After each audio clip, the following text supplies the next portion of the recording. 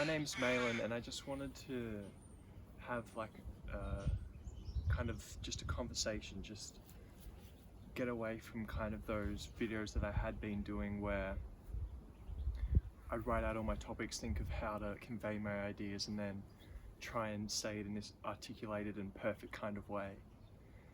And although that's nice and that can get more views and it can kind of keep people hooked, it's not really genuine or real. It's kind of like forced, and it's not really developing my skills to be able to communicate and talk clearly, think clearly, and get those ideas out. And then to actually reflect on that, I could watch this back, get feedback from other people, and then find out what I'm saying or doing wrong and how I can improve my communication skills. Because I think communicating is a very important skill, and it's one that I haven't really developed much because I don't speak to a lot of people. I don't go out of my way to speak and test my ideas on other people. And that's basically why I wanted to create this YouTube channel in the first place, and I kind of lost sight of that. And for a while I stopped doing the YouTube videos because I was like, well, this isn't really what I want to do. It's not really helping other people, I'm just like writing all these videos. It feels like I'm saying the same thing over and over again. And I'm not sure if I'm actually impacting other people's lives. I'm not sure if I'm actually doing anything, because we can talk about all this kind of stuff, and it's nice to kind of talk and hear other people validate your kind of beliefs and what you've been through and your experiences, and to connect with other people through speaking. But it's also quite a limited medium in that it's not actually acting. You need to actually go out and do things and have those experiences to kind of change your beliefs and to gain more kind of inputs and more data to kind of reflect on what is actually important in life.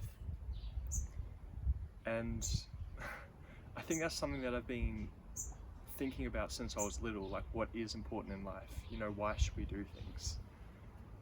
And I don't know, just that natural curiosity has always kind of stuck around with me. And I've spent so many hours scouring through videos, finding kind of all these kind of groups and these little niches, these philosophic ideas, these teachers and these kind of things. And the ones that get the most views and that are obvious, they kind of come in waves, like they're not sustained, they're not leveled, and that's because their ideas have holes in them and they're too rigid, they're too stuck and set in their ways. And lots of people kind of get caught in fads. When I think of society, it's so easy just to get caught in fads. I was just thinking for a second there, and this is the nice thing about having a free conversation, is that it just kind of goes in all these different directions, and you can't really plan it, and it will go somewhere where you didn't really realize it would go. But anyway, as I was talking about with people, I find it kind of annoying and irritating that it's so shallow. It kind of just bores me. Like, that's one of the things that I hate, which is just like, the kind of boring kind of talk. People are sometimes just happy just talking about, oh yeah, the weather's really nice today, oh yeah, I'm just doing this today, doing that. And to me, that's kind of like on this shallow level. I'm like, why are we doing the things that we're doing? Why is the weather good? Why is the weather better when it's sunny? The birds are shining and the sun is chirping, as they say. And another reason why I wanted to make this YouTube video, which I've talked about before, is to kind of have this community and share my ideas, because I feel like society's kind of lost the idea of what health is, and we've all become so much more online, and it's such a bad way to kind of live life, such a sad way to live life. But it's so easy to get caught up in it because we're up against, billion-dollar companies that are getting us hooked onto these kind of things, these foods, these social medias, video games, porn, all these kind of things that just get us sucked in. And I think we kind of know that they're bad, but nobody's really talking about that in person. Not many people are talking about why it's bad and how we actually get off of it. And like, it's such a tough thing because I re-got Instagram, which is, you've probably seen if you've been following me for a while or whatever. But then I recently deleted it again because I was like, why am I doing this? It's like more for my ego, so then I can kind of feel connected to other people, and so like, oh yeah, people can follow me, and that's like cool, you know, I can actually have this following and people be interested in what I'm doing in my life and that kind of thing. And then I realized like, oh, that kind of makes me really accessible and easy to find out what's happening in my life, so that makes me less valuable. And I also realized that being on Instagram made me really anxious, which is why I stopped using it in the first place, and Snapchat, which I only used for a couple of years.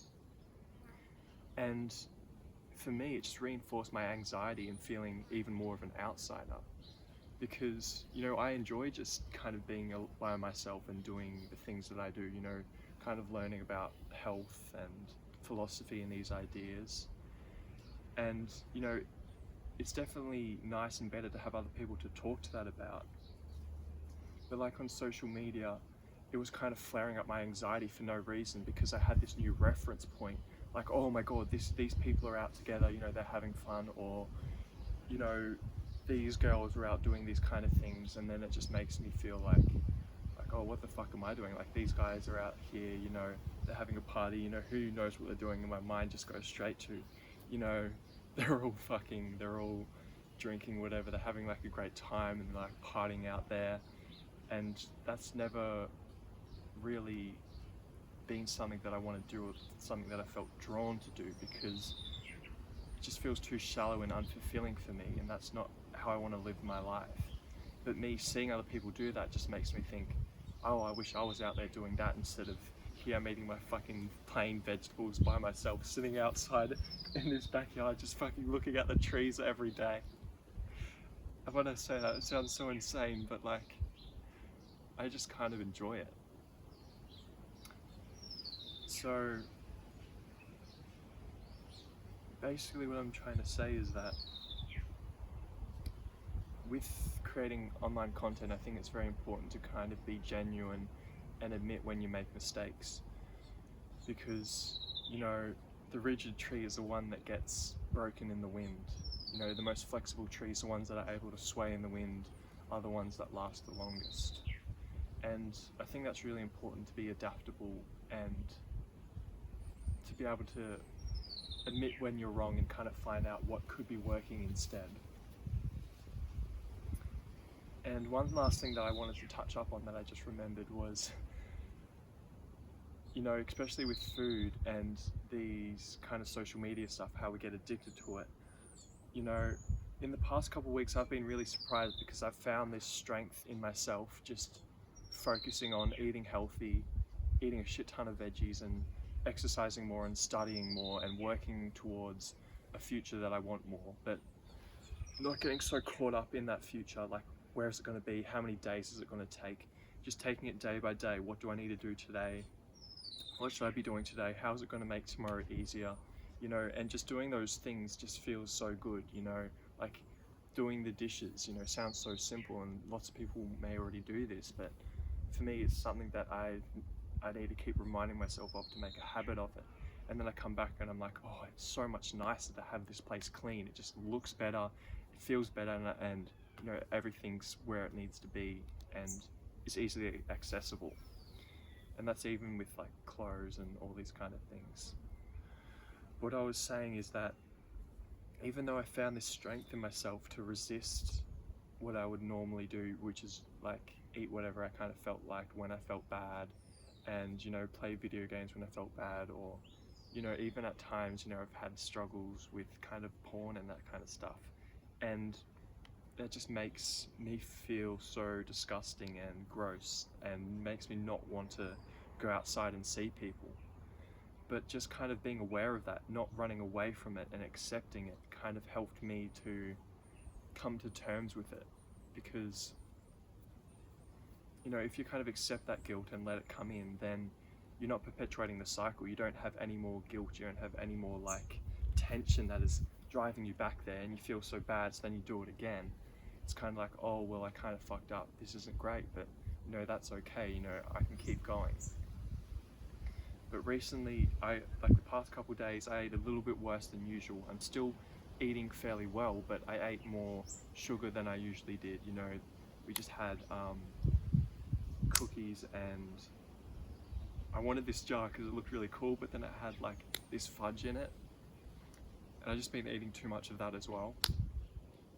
And so all that sugar that I normally didn't have was starting to affect me, and then I realized, like, since my body wasn't used to having that much sugar anymore, that kind of processed sugar and processed food, that my body had adjusted to being on vegetables, and I realized, like, oh, I've been happier these past couple weeks eating healthier and doing my thing. And you know, like, eating these foods really does have a toll on you, and you know, you are what you eat. And eating those foods just made me more moody towards the end of the day, have less energy, you know, it would tank, and then have more cravings. And I realized, like, I'd gotten caught up in this cycle yet again, and it's so hard. Like, as soon as you get into it, it's like part of it's automated. Well, I hope you saw that. Part of it's automated, but also it's kind of like this feedback loop where it's really easy to get caught into these things, and then doing it once kind of can fuck up your rhythm. And you know, it's hard to keep sticking to the path, the healthier, more difficult path, but that's where most of the growth is. That's where life should be. Like, kind of what I talked about, the only philosophy idea that you need. Like, my philosophy nowadays is just kind of simple, you know. The harder things are going to give you more growth, because they're the things that you're scared to do, that you're avoiding to do, that you know you need to do, that are actually going to build you strength, because in that discomfort zone is where you grow. And you know, you reap the rewards from the seeds you sow. And one last idea that I want to share with you before I finish this video is meet the needs of the moment. I'll just leave it there. Oh, that's so cool. Just leave it there. Thank you for listening, I appreciate it. This video is probably longer, but I think I kind of prefer this because it could help me more, as I said, you know, actually in real life. So again, thank you for watching, I appreciate it, and see you in the next video.